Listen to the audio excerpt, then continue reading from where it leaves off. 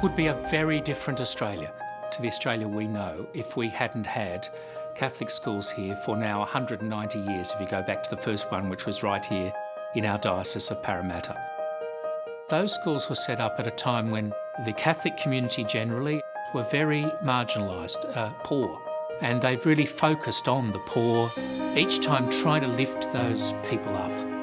The Irish weren't probably top of the social scale in those times. Most of them were convicts or children of convicts.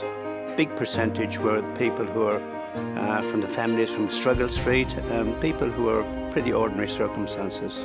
It was interesting that the first leader, George Morley, was back in 1820. He was a convict and became the first principal of the school. So it's interesting history. You look at how successful they've been in, for instance, raising a whole class, working class, poorer group of Australians up. And that's made us a more socially cohesive country. I think as a result of that, we don't see big class divisions in Australia. And I think the Catholic school system's been a big part of achieving that in Australia. It's maybe difficult to realise now, but right up until the 1950s, practically 100% of staff in Catholic schools would have been religious brothers and sisters mainly. Even up into the early 60s, the percentage would have been 75%. Catholic education wouldn't be here today without the Catholic brothers and nuns and priests who worked in Catholic schools. Their contribution to Catholic schools has been enormous, without a doubt. So there was great heroism and generosity on the part of Catholic communities. We are now just another part of that story. In 100 years' time, others will continue to tell that story.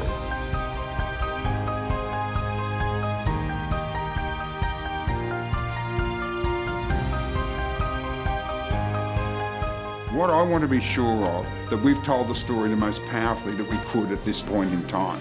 I think that we have 4 great things going for us. They are beautiful schools. They're places where you'd like your young people to be. We have great curriculum. We have lots of things we're passionate about imparting to our young people.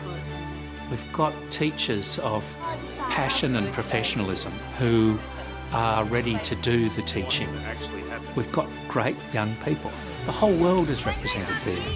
There's every nation, there's all the different ages, the enthusiasms, temperaments, gifts, and they're all there ready to make the most of those buildings, those teachers and those curricula.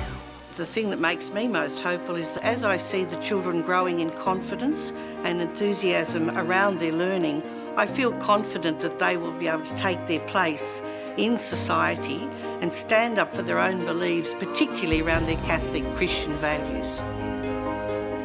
We have to be, authentic about what we do and make sure that it's a good, positive experience that these children take up and enjoy while they're here, but hopefully it will have an impact on their life. Catholic education is a jewel in the crown of the Church in Australia, and I'm happy to be there, to be part of that jewel. I think the Catholic Church and the Catholic school community can be proud of its achievements. We have a great record, nearly 200 years of quality schooling, and in different times meeting different needs and different challenges. But we have prevailed, and we've prevailed because we've been sustained by a powerful story and taking seriously our responsibility as part of that evangelising mission of the Church.